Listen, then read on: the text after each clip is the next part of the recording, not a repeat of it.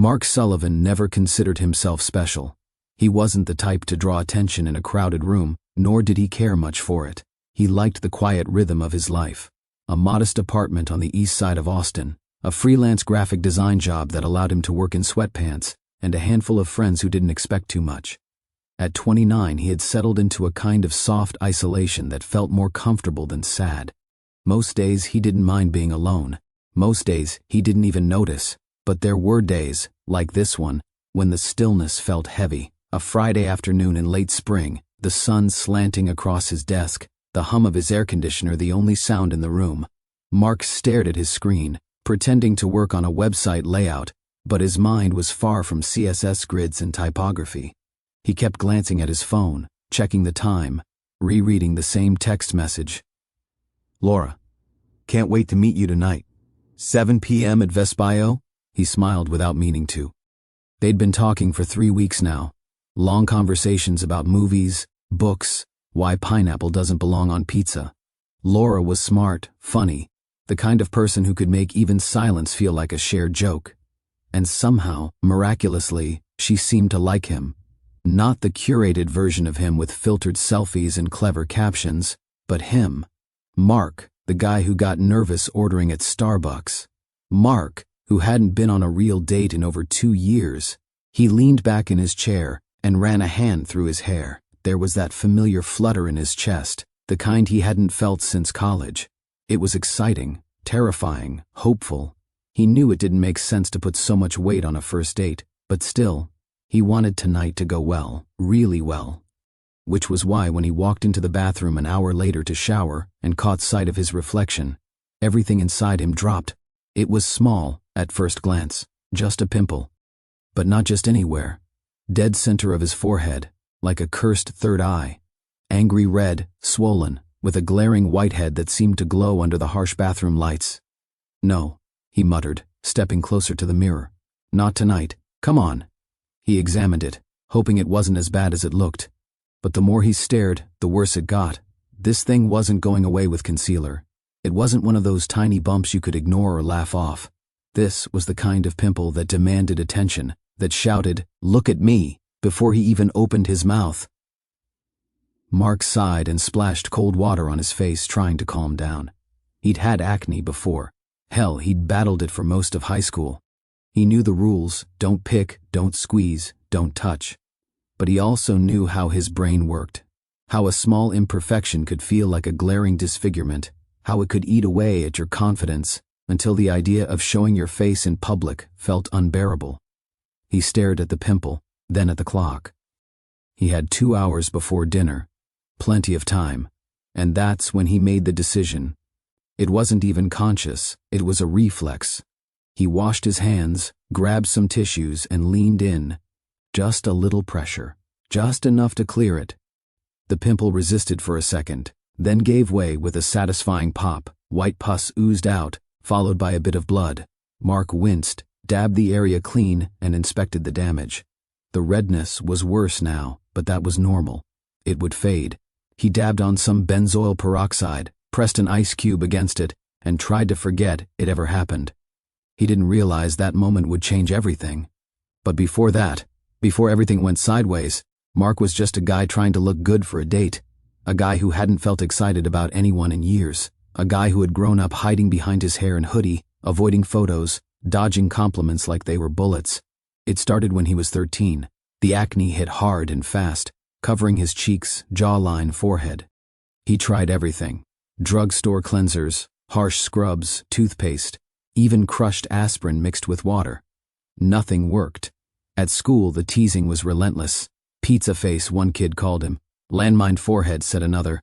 He stopped raising his hand in class, stopped going to birthday parties. At home, he avoided mirrors like they were made of acid. His mom, Linda, tried her best, took him to a dermatologist, paid out of pocket for expensive creams. She even held his hand once when he cried after school, saying, "It's just skin, honey. It'll get better." But it didn't, not for a long time. And by the time it did, the scars weren't just on his face. They were deeper than that. Invisible, but permanent. As an adult, Mark's skin had cleared up mostly. A few flare-ups here and there, some scarring he could mostly hide with lighting and angles. But the fear never left. The voice that said, "You're ugly, they'll see it, they'll leave." That voice was still there, whispering. And tonight, that voice was getting louder. He pulled out his phone and opened the camera, trying different angles. Maybe he could style his hair to cover it, but his hair was short now. Another attempt at reinvention. There was no hiding this thing. It was there, front and center. The first thing Laura would see. He considered canceling, just texting her and saying he wasn't feeling well. But he didn't want to be that guy again. The one who backed out, who let fear dictate everything. He was tired of that version of himself. Besides, it was just a pimple. What was the worst that could happen? He didn't know, of course. Couldn't have known. That beneath that tiny bump was something far more dangerous. That the bacteria already brewing there would find its way into places no one ever imagined. That in just a few hours, he'd be lying in a hospital bed, surrounded by beeping machines, wondering if he'd ever look the same again. Right now, all Mark wanted was to impress a girl. And all he saw in the mirror was one small flaw that he couldn't let go. Mark stood in front of the bathroom mirror, his face washed clean, a towel slung over one shoulder, and a single thought echoing in his mind. She's going to see it. No matter how he turned his head, no matter the lighting, the damn pimple sat there like a target painted squarely on his forehead. Center mass, the kind of flaw you couldn't look away from. He leaned in closer, inspecting it like a bomb technician. Red, swollen, full. The whitehead shimmered slightly under the LED bulbs above the mirror. It looked ready. He knew better. God, he knew better. Don't touch it. That had been the rule for years, ever since he was 16 and popped a cyst on his cheek that took months to heal and left behind a faint scar. But this wasn't like that. This one wasn't deep. It was right at the surface, ready to go. A clean pop, a little peroxide, some concealer, and done. Right? He exhaled, steeling himself. Then he washed his hands thoroughly, with antibacterial soap. Twice. He pulled a tissue from the box and wrapped it around his fingers. Just gentle pressure, nothing aggressive. The pimple gave way almost immediately, bursting in a sharp little snap that sent a pearl of white pus out, followed by a trace of blood. He wiped it quickly, dabbed it again, and leaned closer. Gone. The head was gone. The bump itself was still red and raised, but it looked better. A little angry now, sure, but that would fade. Mark rinsed his face and applied a dab of benzoyl peroxide. He felt good about it, satisfied in that primal, gross way people did after clearing a blemish. It was like pulling out a splinter or cracking a knuckle. Disgusting, but somehow rewarding. He moved on with his prep, brushing his teeth, getting dressed. Every few minutes he glanced in the mirror again. Still red, still a little puffy, but manageable. Then, as he slipped on his watch, he felt it. A dull throb. Not pain exactly, but pressure. Like something pushing from inside his forehead. He stepped back to the mirror and examined the spot.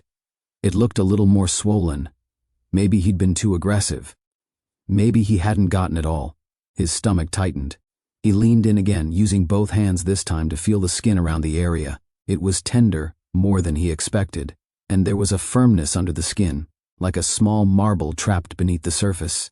He should have stopped there, should have left it alone, but he couldn't. Not with dinner in 90 minutes. Not with the thought of Laura looking up at him from across the table and seeing a growing, weeping wound in the middle of his face. He had to finish the job. He positioned his fingers again, this time pressing harder. The pain was sharp, sudden, and made his eyes water. More fluid came out, thinner this time, with streaks of blood. The redness spread wider, and the bump seemed to swell under his fingers. That's when panic crept in. This wasn't normal. Mark grabbed a cold washcloth and pressed it to his forehead, trying to calm the area down. He took 800 milligrams of ibuprofen, his go-to for stubborn tension headaches, and sat on the edge of his bed, breathing slowly, telling himself he was overreacting. But the pressure didn't subside. If anything, it intensified. 30 minutes passed, then 45. And when he returned to the mirror, his heart sank. The pimple was no longer a pimple. It was a lesion, the size of a quarter, red, inflamed, and rising like a hill beneath his skin. At the center, a small white patch was forming again, angrier this time, more defiant. He tried to apply a little concealer, but it wouldn't stick properly. The skin was too swollen, too uneven. His short hair offered no cover. He tried brushing it forward, then sideways, but it only drew more attention to the growth on his face. He grabbed his phone and texted Jake. "Mark, dude, popped a zit, and now my forehead looks infected. It's swelling like crazy." "Should I cancel the date?" Jake responded in seconds. "Jake, is it that bad? Can you cover it?" Mark tried. "Doesn't work. Looks like a tumor. Hurts like hell." "Jake, I'd cancel, man. Sounds rough." Mark stared at the screen. He didn't want to cancel. Not after all this build-up. Not after 3 weeks of feeling like maybe, just maybe, he could be someone worth being seen. He looked back at the mirror. The swelling was worse. He could feel the heat radiating off his skin, but he convinced himself it would be fine. Maybe Laura wouldn't notice. Maybe it would go down with ice. Maybe he could explain it away. "It's just a pimple," he muttered. As he drove downtown, the pain deepened. His forehead pulsed with each beat of his heart, the skin tight and stretched. His vision blurred slightly when he looked up.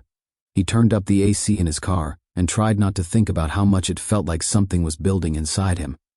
At the restaurant, Laura was waiting outside.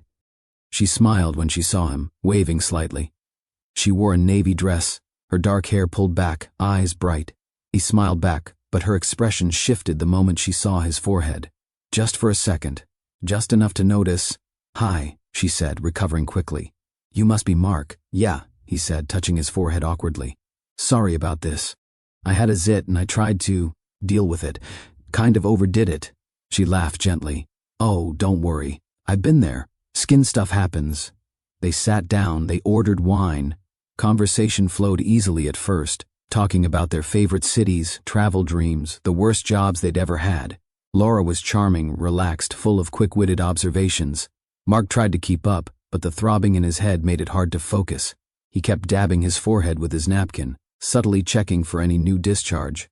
Halfway through the meal, he excused himself to the restroom. Under the fluorescent lights, the mirror didn't lie. His forehead looked grotesque.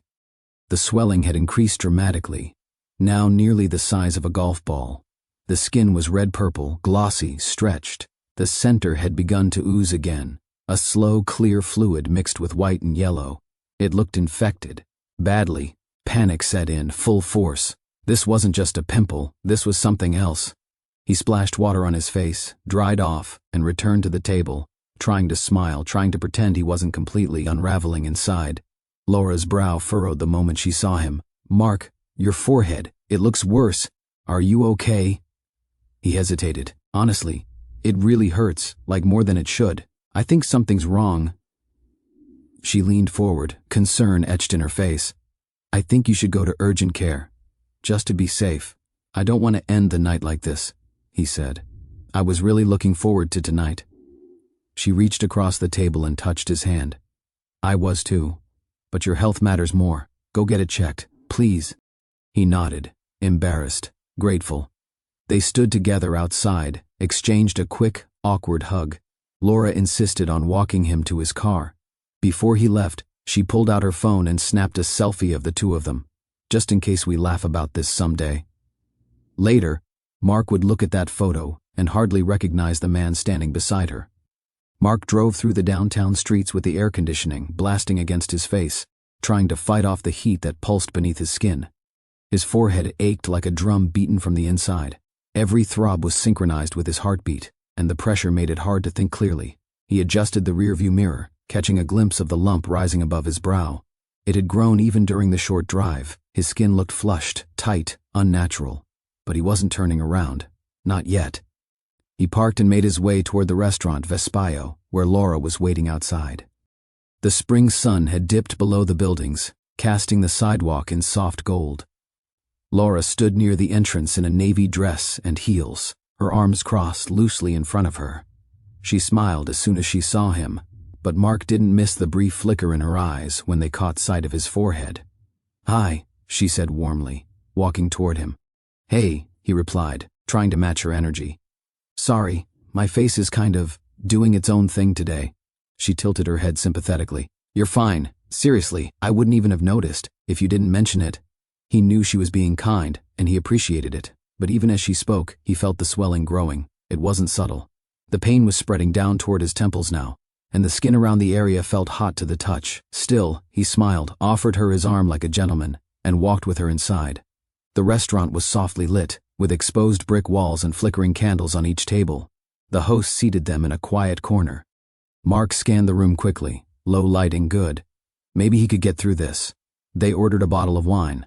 Laura picked a Sangiovese, and Mark nodded, trusting her taste even though he could barely read the label on the menu, through the haze settling behind his eyes. "You okay?" Laura asked, noticing his momentary daze. "Yeah, just long day. I think I didn't eat enough." "You're not one of those guys who forgets to eat, are you?" Mark laughed weakly. "Sometimes, especially when I'm nervous," she smiled. "You don't seem nervous." That made him smile too, until a new wave of pressure surged in his forehead. He tried not to wince, not to reach up and touch it again. The skin above his brow felt tight, stretched unnaturally over something growing beneath it. He imagined it like a balloon under pressure, inflating with every heartbeat. Laura was talking about her last trip to Italy, describing a tiny vineyard in Tuscany, where she'd had the best meal of her life. Mark wanted to listen, to engage, but the words swam in and out of focus. He sipped his wine. It tasted metallic. When their entrees arrived, herbs and garlic wafting from the pasta in front of him, Mark's stomach turned. His appetite had vanished. He forced himself to eat a few bites, nodding along to the conversation. He asked questions when appropriate, laughed at the right moments, but underneath the surface, panic was building. The pressure had evolved into a sharp, localized pain. It wasn't just the bump anymore. It was the whole side of his forehead. His right eye felt sore, and the skin around it had begun to puff slightly. He caught a reflection in the polished wine glass and flinched. The swelling was worse, visibly worse. He excused himself and made his way to the restroom, trying not to rush. The moment he closed the bathroom door behind him, he turned to the mirror and recoiled. His forehead was horrifying. The swollen area now resembled a small egg lodged under the skin, red and glistening. The center of the wound had started to break down, oozing clear fluid tinged with yellow and white. The redness had spread out in a wide circle, almost reaching his temple, and worse, his right eyelid had begun to puff, narrowing his field of vision. He touched it gently. Pain exploded beneath his fingertips. "Oh God," he whispered, backing away from the mirror. He stared at himself, breathing shallowly. This wasn't just a skin reaction. This wasn't cosmetic anymore. Something was deeply wrong. He felt dizzy. Cold sweat trickled down his neck. The air in the restroom seemed thinner. He turned on the faucet, splashed water on his face, but it didn't help. The heat radiating from his forehead was unnatural. Mark pulled out his phone and opened the camera. He snapped a photo, not for vanity, but for documentation. He needed to see this in daylight later. Then he stared at the screen. The image didn't look real. The mark in the photo looked ill, unwell, like someone in the early stages of a serious infection. Back at the table, Laura looked up as he approached. Her expression changed the moment she saw him. "Mark," she said, her voice soft but full of concern. "It's getting worse. Your eye—" "Yeah," he said, sitting down slowly. I think I need to get this looked at. It's starting to really hurt." She leaned forward. "I was going to suggest that. It's not just a pimple, is it?" "I don't think so," he admitted. "I messed with it too much. And now, I don't know." "You should go to urgent care," she said, gently but firmly. "I can take you if you want." Mark shook his head. "No, I'll drive. I don't want to ruin your night." She smiled sadly. "Mark, you're not ruining anything. I had a great time." He nodded, but his stomach churned with embarrassment. He'd wanted to be smooth, charming, present. Instead, he was leaving dinner looking like a man who'd gone 10 rounds with an invisible boxer. They stood together outside the restaurant. The sky was dark now, the city lights reflected in the windows of passing cars. Laura reached for her phone. "Wait," she said. "Let's take a picture. This way, if this turns into one of those crazy stories, we'll have proof that it started with a date." Mark managed a small laugh, and they posed. She smiled brightly. He tried to smile too, but it came out strained. The swelling on his forehead was visible even in the low light. "Keep me posted?" she asked. "I will," he promised. They hugged, awkward but warm, and he watched her walk back toward her car before turning and heading to his own. Once inside, he exhaled heavily, gripping the steering wheel. The pain was worse now.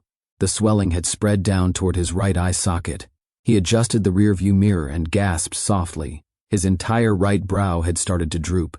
The skin was puffed up, creating a distorted asymmetry that made him look almost unrecognizable. He pulled up a map and typed urgent care near me. The nearest one was 10 minutes away. He started driving, each bump in the road jarring the pressure in his forehead. His vision blurred again. At a red light, he checked the photo Laura had taken. The image hit him like a gut punch. He looked sick, really sick. His face was no longer his own. The urgent care clinic sat nestled between a dry cleaner and a strip mall pizza joint, its fluorescent lights flickering slightly through the tinted windows. Mark parked out front, hands trembling slightly on the steering wheel. As he stepped out of the car, a gust of wind hit his face, and he winced at the sensitivity in his forehead. It felt like something inside was pressing outward, trying to escape. He pushed through the glass door and approached the front desk. The woman at the reception looked up, her smile faltering slightly as she took in the sight of him. "Hi there. What brings you in tonight?" Mark hesitated. I popped a pimple a few hours ago, but it swelled up, fast. It's painful, really painful." She blinked, then reached for a clipboard. "Okay, let's get you checked in. Any fever? Chills?" "No chills." "Not sure about a fever." As he handed over his ID and insurance card, he noticed her eyes drifting back to his forehead. She typed something into the computer a little faster than before. "Take a seat. We'll call you shortly." The waiting room was half empty, dim and overly air-conditioned. Mark sank into one of the plastic chairs, avoiding eye contact with the family of 3 sitting across from him. The little boy kept glancing up at him curiously, then nudging his mom. Mark touched the side of his face and felt the warmth radiating out from his brow. His right eye was almost swollen shut now. 15 minutes passed. Then 20. By the time they called his name, Mark had started to feel lightheaded. His body was buzzing, like every nerve ending was lit up. A nurse led him down the narrow hallway, took his vitals, blood pressure elevated, pulse rapid, temperature 100.8. "Mild fever," she noted aloud. "Let's get you into a room."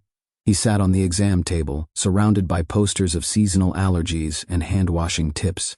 The sterile smell of antiseptic filled the room. Every breath he took felt shallower than the last. After a few minutes, a physician assistant entered. She was in her 30s, friendly but brisk, her blonde ponytail swinging behind her stethoscope. "Hi, I'm Rachel." "So, you popped a pimple and now you're here?" Mark nodded. "It started small, just a regular whitehead, but now it's—" He gestured toward his forehead. Rachel stepped closer and immediately froze. "Wow," she murmured, more to herself than to him. "That's... okay. I see what you mean." She put on gloves and leaned in. "I'm just going to take a closer look, okay? Tell me if this hurts." Her fingers touched the swollen area lightly. Mark flinched. "Yep, tender. And warm. Looks like a developing abscess, possibly already fully formed." "What does that mean?" Mark asked, voice dry. Rachel pulled up a stool and sat down. "An abscess is basically your body's way of trying to wall off an infection. It traps bacteria inside a pocket of pus to keep it from spreading. But sometimes, especially in the face, it's a big deal." She paused, choosing her words. "You've got significant swelling, very fast progression. That's concerning, especially since it's in what we call the danger triangle of the face." Mark blinked. "Danger triangle?" "Yeah. It's the area from the corners of your mouth up to the bridge of your nose, including the forehead.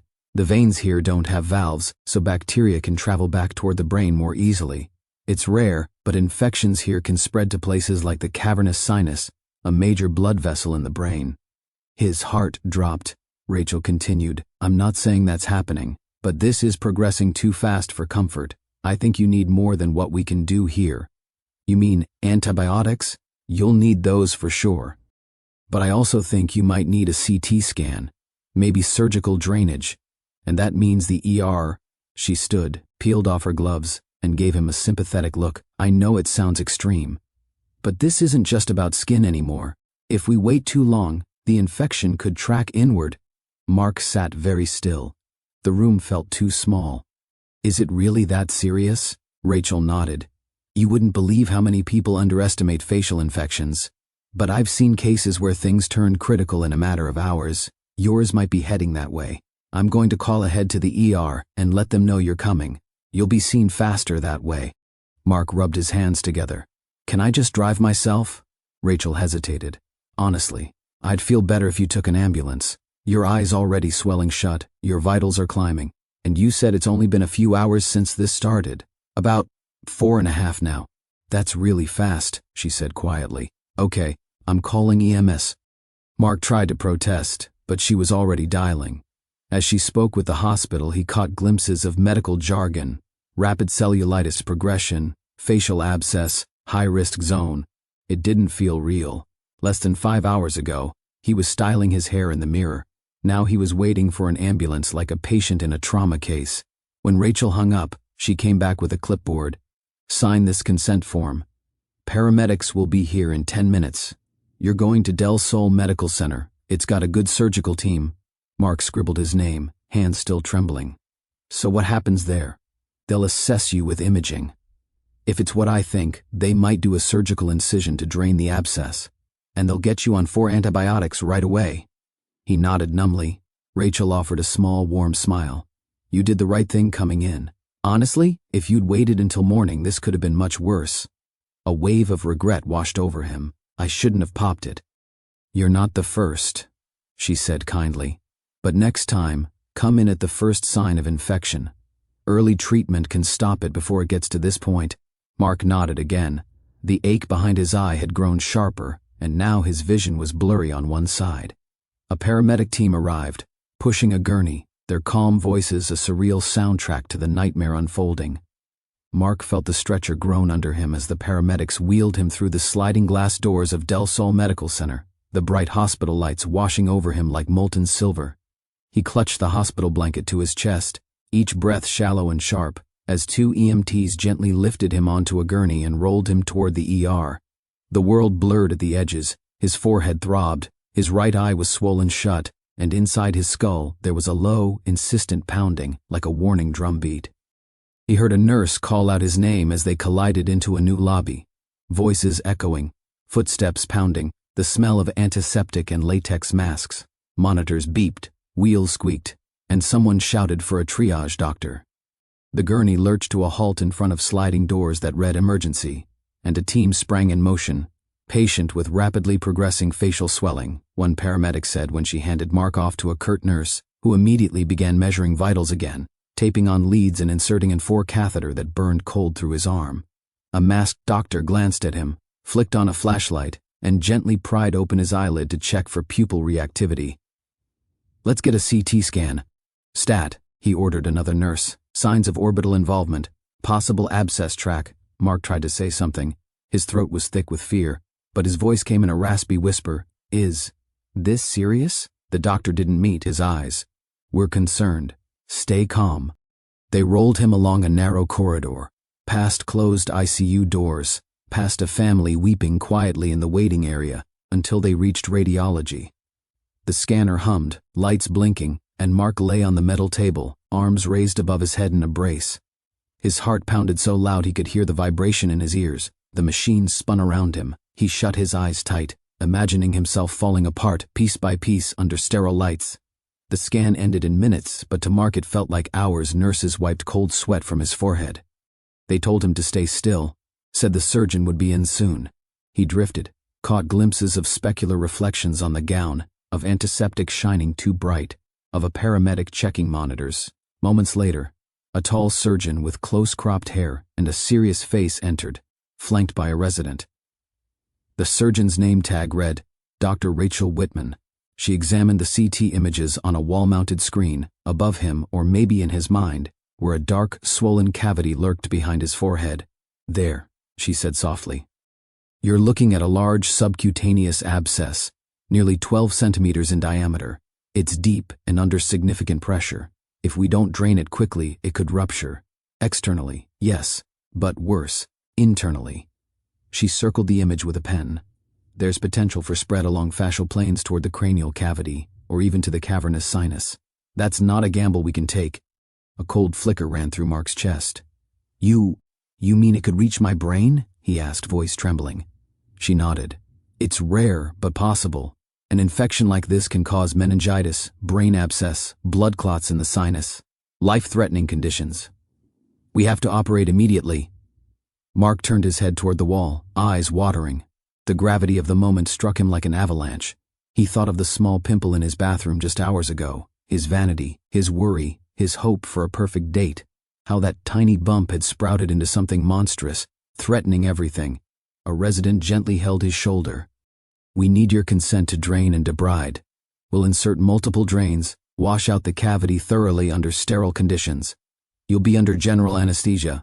Risk of scarring, tissue loss, yes, But the alternative is far worse. Mark felt numb. The room spun. Outside, he imagined Linda's face, his mother, the worry in Karen's eyes, the future he was building, everything hanging on this decision. He closed his eyes and whispered, "Do it." The surgeon nodded. "Good, I'll get the OR team ready. Try to rest. We move in 30 minutes. They wheeled him out. He caught sight of himself in the stainless railing. Gaunt, terrified, bandaged, skin stretched unnaturally over a swelling that had once been just a bump. He didn't recognize that face. The next hour passed in pain, medicine, whispers, and alarms. Nurses monitored him, changed infusions, warned him not to move. He floated between reality and sedation, drifting on the edge of consciousness. He thought of the last text Laura sent after they left the restaurant. "Call me if you need anything. I'm here." He drifted, trying to hold on to the memory, but every breath felt like fire, every heartbeat like a warning. Then came the OR. The lights were harsh, instruments clinked, surgeons in blue scrub suits moved with studied efficiency. One whispered, "Scalp incision starting. Suction on." He felt a cold sting as an enforced sedative hit him. The surgeon's voice, distant, deep abscess cavity.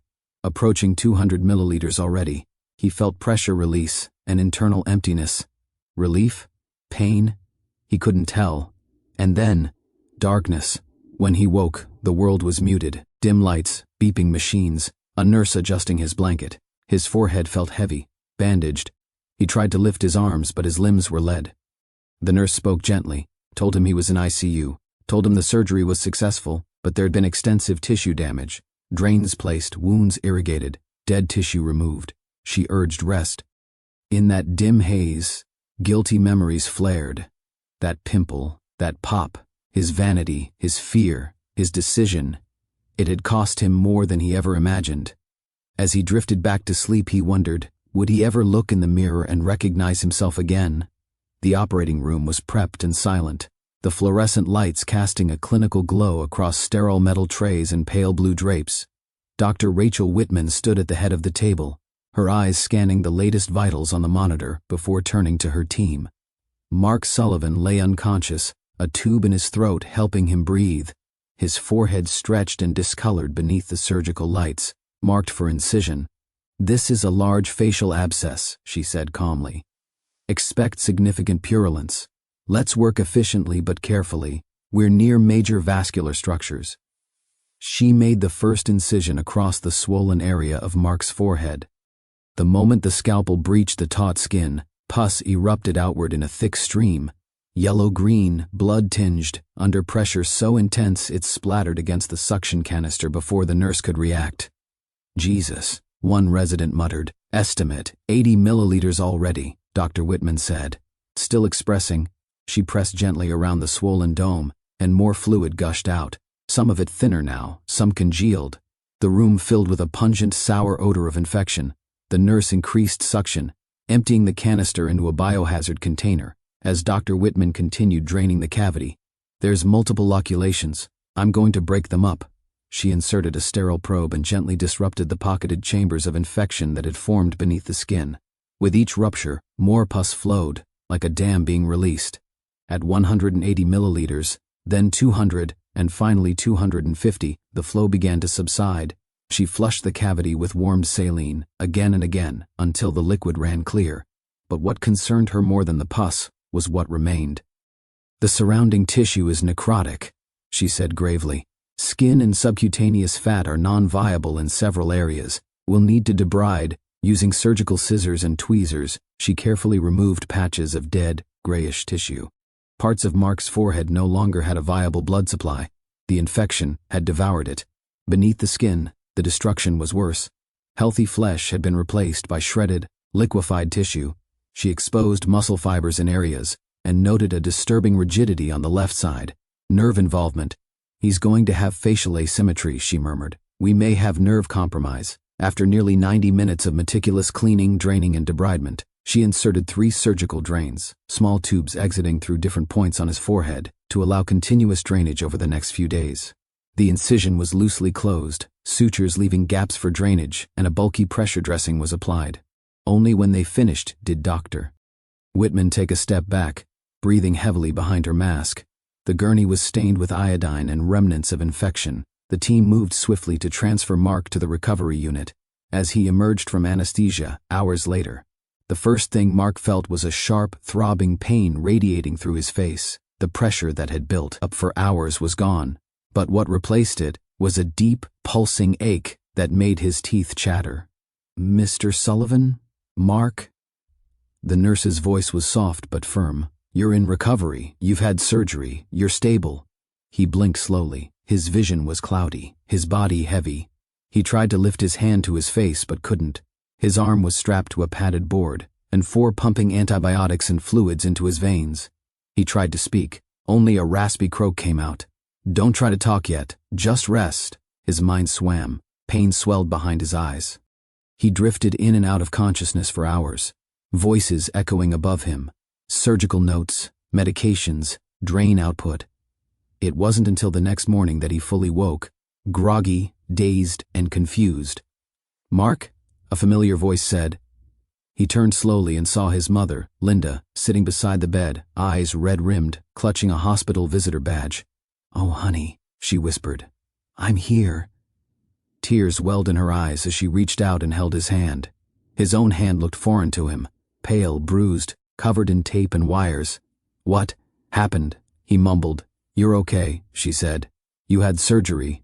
They drained an abscess. They said you were lucky." He didn't feel lucky. Over the next day, Dr. Whitman came to visit, explaining in measured clinical terms what had happened. The abscess had grown faster than anything she'd seen in recent years. It had been aggressive, likely caused by Staphylococcus aureus, a common skin bacterium that, under the right conditions, became flesh-eating and life-threatening. She explained the drains. 3 tubes still weeping fluid into collection bulbs hanging beside his bed. She explained the necrosis, the dead tissue removed. She explained the possibility of permanent nerve damage, why he couldn't raise his left eyebrow anymore. "I'm sorry, Mark," she said. "You'll recover physically, but you're going to have scarring, likely facial asymmetry, possibly long-term muscle weakness. We did everything we could." He didn't respond. He couldn't. His face felt like it didn't belong to him anymore. Wrapped in layers of gauze, with tubes protruding from his forehead and blood pooling in the drainage bulbs, he wasn't sure who he was. The worst moment came 2 days later, when the dressing was changed for the first time. The nurse gently peeled back the gauze. The air felt raw against his exposed skin. Linda stood to the side, trying not to look horrified. Mark was handed a mirror. He stared. What he saw was not a face, it was a wound. The incision stretched from temple to temple in a rough arc, sutures crossing a landscape of red, swollen, uneven skin. One eyebrow drooped. The skin above it was stiff and unmoving. There was a deep depression in the center of his forehead, where tissue had been removed. The texture was mottled, uneven. A battlefield.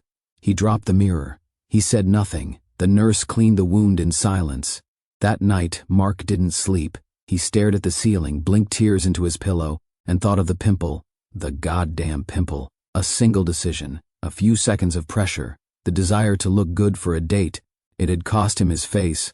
The day Mark was discharged from the hospital, the sun was too bright. The world outside the sliding glass doors of Del Sol Medical Center felt too loud, too fast, too alive. He wore a surgical bandage across his forehead, dark sunglasses to cover the swelling around his eyes, and a hat pulled low despite the Texas heat. He didn't want to be seen. Linda drove him home in silence. Occasionally, she glanced at him, her fingers tightening on the steering wheel as if she wanted to say something but couldn't find the right words.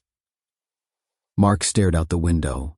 When they arrived at his apartment, it felt unfamiliar. The walls were the same beige, the furniture still in place, but everything felt wrong, like a life he had stepped out of and no longer fit into.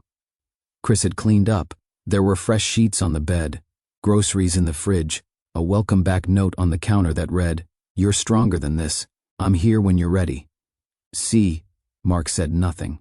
He went straight to the bathroom, locking the door behind him. There he stood in front of the mirror. For a long moment, he couldn't bring himself to look up. Then, slowly, he removed his sunglasses, then the hat, then the bandage. What stared back was someone else. The scar was no longer hidden. It cut across his forehead like a jagged smile, red, raised, and angry. The skin was shiny, uneven, discolored. The depression above his brow looked like a piece of him had been scooped out. His left eyebrow drooped. That side of his face no longer moved. He reached up with trembling fingers and touched the skin. It was numb in some places, oversensitive in others. The person in the mirror blinked slowly, eyes rimmed with fatigue and trauma. Mark dropped the bandage into the sink. He didn't cry. He didn't scream. He simply turned away. For the next several days, he avoided mirrors altogether. He took showers with the lights off. He kept the blinds drawn. He stopped responding to texts. Chris knocked on his door twice, asked if he wanted to talk. Mark said no. Even his mother's calls went unanswered. He began wearing a beanie indoors, pulling it low over his forehead even when no one else was around. He couldn't stand the feel of his skin against the air. Couldn't stand the thought that even the walls might be staring.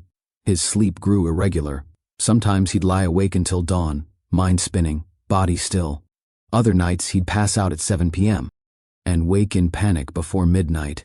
He avoided going outside. The idea of people seeing him, of their eyes catching that scar, that deformation, it made his chest seize.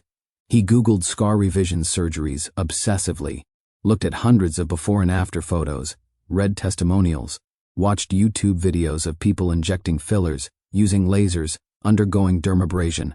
He made a list of procedures, then looked at the prices, then deleted the list bar. He still owed thousands from his hospital stay. He tried working remotely, but even Zoom calls triggered something in him. He angled the camera, then turned it off, then stopped attending altogether. Eventually his manager offered extended leave. Mark didn't protest. Chris finally sat him down one evening. "D. Burr, you're not okay," Chris said gently. "I know you're going through hell, man, but you gotta talk to someone." Mark shook his head. "There's nothing to say, Burr." "Mark, you're not eating. You haven't left the apartment in weeks. I know it's not just about the scar. You're not you." Mark laughed, a hollow, bitter sound. "I'm not me anymore." Chris looked down. "Then let's figure out who you are now, but you can't do this alone." After a long silence, Mark nodded. They found a therapist who specialized in trauma and body image disorders. Dr. Kayla Monroe, young, warm-voiced, and direct. At first, Mark resisted. He sat stiffly in his sessions, arms crossed, offering clipped answers. But slowly, over time, the walls cracked. "I don't recognize myself," he admitted one afternoon. "It's not just the scar, it's everything. I feel broken. I feel disgusting, like I lost something I can't get back." Dr. Monroe nodded. "That's a real grief. You've experienced not just a medical trauma, but an identity rupture. Your body changed, suddenly and violently. That shakes your sense of self." "I don't want people to see me," he whispered. "Not like this, not ever again." She asked if he'd ever heard of body dysmorphic disorder. She explained it gently, that sometimes after trauma, the brain fixates on physical flaws, magnifying them until they dominate everything. "It's not vanity," she told him. "It's survival. Your mind is trying to make sense of the betrayal of your own body." They began exploring his feelings, not just about the scar but what it represented, the date that never happened, the need to be seen as attractive, the pressure to be perfect, the shame of imperfection. They talked about masculinity, about confidence, about the American obsession with appearance, youth, symmetry. Mark started keeping a journal. He wrote about the night of the date, about how Emma looked at him, about how he thought maybe, just maybe, she could have been someone. He wrote about the hospital, the pain, the drains, the moment he saw himself and knew everything had changed. He wrote letters he never sent, to Emma, to his mother, to himself. Over weeks the panic subsided, not vanished, but dulled. One morning, he stood in front of the bathroom mirror again. No hat, no bandage. The scar was still there, angry, visible, but so was he. The man who had survived. It started with a photo. Mark stood in front of the bathroom mirror, holding his phone with trembling fingers. He took a picture of his forehead, the scar that had faded from deep red to pale pink, the depression still visible, the asymmetric pull of his eyebrows. He stared at it for a long moment, then opened his gallery and scrolled back. He found the before shot, the one he took that Friday afternoon before the date, when the only flaw on his face was a small pimple, right in the center of his forehead. He paired the images side by side. The transformation was undeniable, haunting. Then he opened Reddit. He'd always lurked, never posted much, but something inside him felt different now. Maybe it was the months of therapy. Maybe it was exhaustion.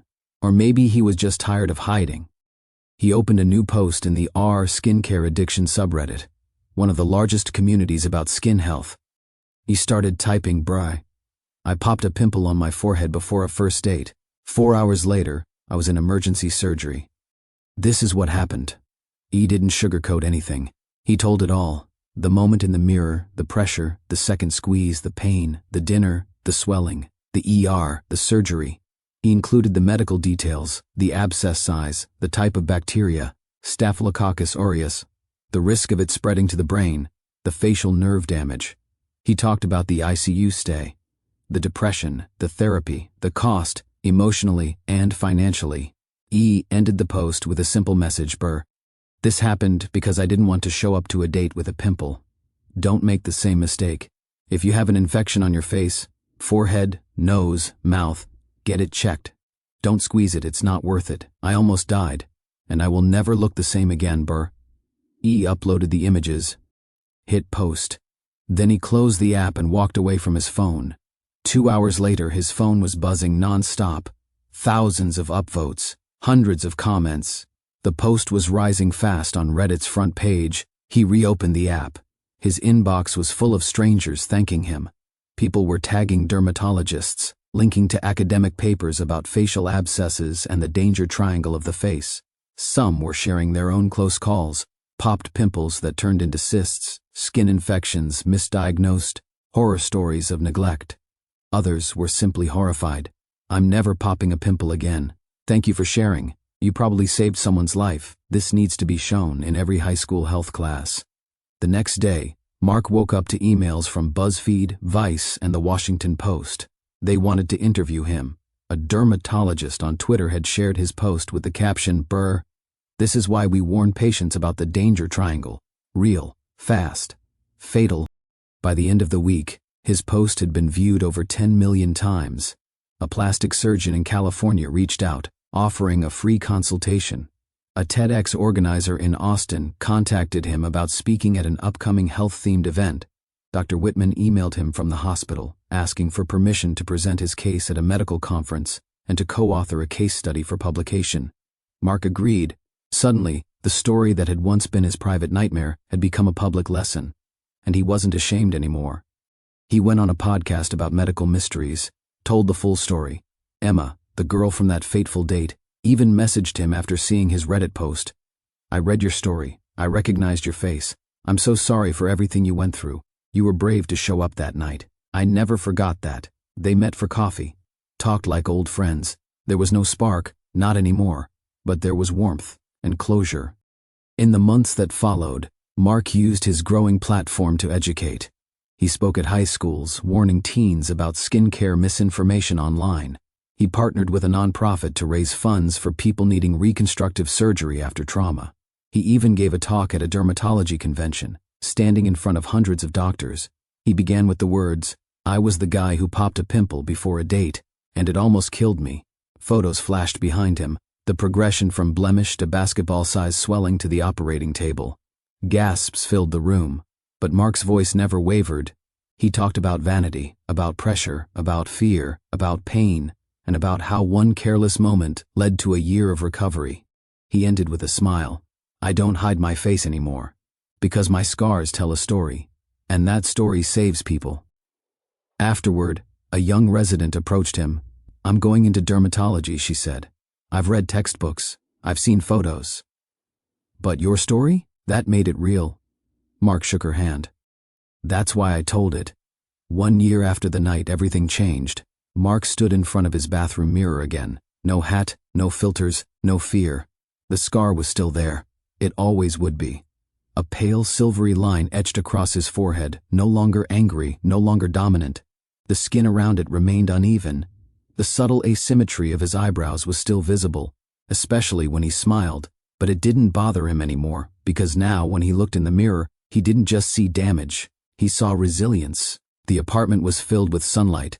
Chris was in the kitchen cooking something that smelled like burnt toast. Mark chuckled. Some things never changed. His mother was visiting later that week. They had plans to walk around Lady Bird Lake, something they used to do before the accident. She'd cried the first time she saw him after surgery, not because of how he looked, but because of how much pain she saw in his eyes. Now she said he looked lighter. Not healed, maybe, but healing. Mark was working again, back to designing but on his own terms. Freelance gave him flexibility, freedom. He'd learned to control his environment, to protect his mental space, and to say no when needed. He still did therapy with Dr. Monroe once a month. They no longer talked about trauma in every session. Sometimes they discussed design trends, or how it felt to be seen, really seen, not in spite of his scars but because of them. He dated occasionally. He didn't hide his story anymore. On a third date with a woman named April, he told her everything. The pimple, the surgery, the viral Reddit post. She looked at him for a moment and said simply, "You're still handsome." But that's not the impressive part. They kept seeing each other. Mark had learned that people, the right people, didn't flinch from scars. Because we all carry them. Some on the outside, some deeper in. He received emails weekly from strangers who had read his post, seen his interview, or watched his TEDx talk. Teenagers afraid of their skin, parents of kids with facial injuries, nurses, medical students, veterans, people who'd suffered burns, accidents, trauma. They thanked him for being visible. One message read, "You made me feel less alone in my own skin." Mark never forgot that line. Sometimes, late at night, he would still run his fingers across his forehead, feeling the ridges, the changes. He'd remember the fear, the pain, the disbelief of those first hours, the moment in the mirror, the ambulance, the blur of hospital lights. He remembered it all, but it didn't hurt like before, because he'd stopped asking, "Why me?" Now, he asked, "What can I do with this?"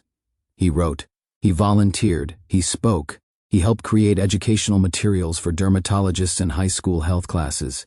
He worked with mental health professionals on tools for trauma survivors. He used the platform his pain had built. He found peace, not in pretending it hadn't happened, but in giving it purpose.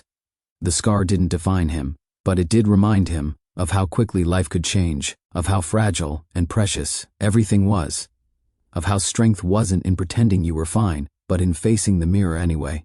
That night, Mark stepped out onto his balcony. The city stretched before him, golden in the twilight. Somewhere, music was playing. Laughter echoed down the block. Life moved on, and so had he. Sometimes the smallest decisions leave the deepest marks. A single moment in front of the mirror changed Mark's life forever, not because of the pimple, but because of what it revealed, how fragile we are, and how strong we can become. His story isn't just about infection, or scars, or medicine. It's about the quiet war so many of us fight, with self-image, with fear, with the pressure to be perfect. So if you take one thing from this, let it be this. You don't need to erase every flaw to be worthy. And sometimes, the most painful experiences become the ones that help others heal. If this story moved you, share it. Leave a comment. Tell us. What's one scar that changed you, outside or within? And remember, be kind to yourself, because every face tells a story, and yours is worth listening to.